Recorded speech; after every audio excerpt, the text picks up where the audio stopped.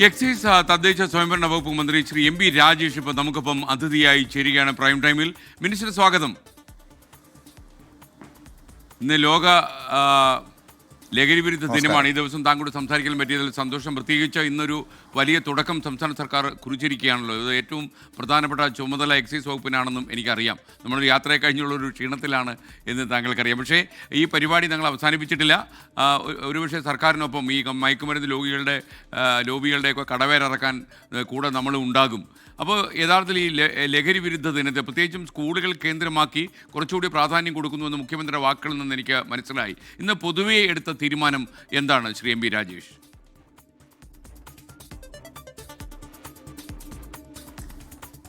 ആദ്യമായി അന്താരാഷ്ട്ര മയക്കുമരുന്ന് വിരുദ്ധ ദിനത്തിൽ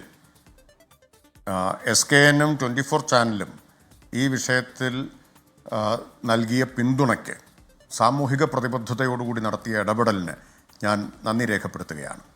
ഇത് മാതൃകാപരമായിട്ടുള്ള ഒരു ഇടപെടലാണ്. കൂട്ടത്തിൽ SKN ഒരു കാര്യം കൂടി പറയാമല്ലോ അല്ലേ? തീർച്ചയായിട്ടും.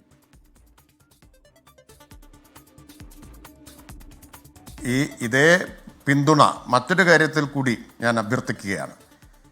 അത് മയക്കുമരുന്ന് പോലെ തന്നെ ഒരു വിപത്ത് എന്ന് വിശേഷിപ്പിക്കാവുന്ന മാലിന്യത്തിനെതിരായിട്ടുള്ള പോരാട്ടത്തിലാണ്. അതുകൂടി ഈ സന്ദർഭത്തിൽ പറയുന്നത് അനുചിതമാവില്ല എന്ന് ഞാൻ വിചാരിക്കുന്നു. ശ്രീ എം പി രാജേഷ്, താങ്കളുടെ ഈ മാലിന്യമുക്ത കേരളം എന്നുള്ള സ്വപ്നം സാക്ഷാത്കരിക്കാൻ എന്ത് നിലപാട് വേണമെങ്കിലും നമ്മൾ സ്വീകരിക്കും, എന്ത് സഹായം വേണമെങ്കിലും മാധ്യമം എന്ന നിലയിൽ നമ്മൾ ചെയ്യുകയും ചെയ്യും. താങ്കൾ ധൈര്യമായിട്ട് ഈ കാര്യത്തിൽ നല്ല ധീരമായ നിലപാടുകൾ എടുക്കുക, അതിലൊന്നും ഒരു കുഴപ്പമില്ല. Thank you. അപ്പോൾ 24 ചാനലിൻ്റെ യാത്രയുടെ അടിസ്ഥാനത്തിൽ തന്നിട്ടുള്ള നിർദ്ദേശങ്ങൾ എത്ര ഗൗരവത്തോടെയാണ് ഗവൺമെൻറ് ഇക്കാര്യത്തിൽ മയക്കുമരുന്നിനും ലഹരിക്കുമെതിരായിട്ടുള്ള ഒരു പ്രതിരോധം ഒരുക്കുന്നതിൽ കണ്ടത് എന്ന് ഞാൻ നേരത്തെ പറഞ്ഞിരുന്നല്ലോ. ബഹുമാനപ്പെട്ട മുഖ്യമന്ത്രി തന്നെ അതിനുവേണ്ടി ഒരു യോഗം, ഒരുപക്ഷെ അത് വളരെ അസാധാരണമായിട്ട് ആയിരിക്കും അങ്ങനെ ഉണ്ടായിട്ടുണ്ടാവുക, യോഗം വിളിച്ചു ചേർത്തിരുന്നു.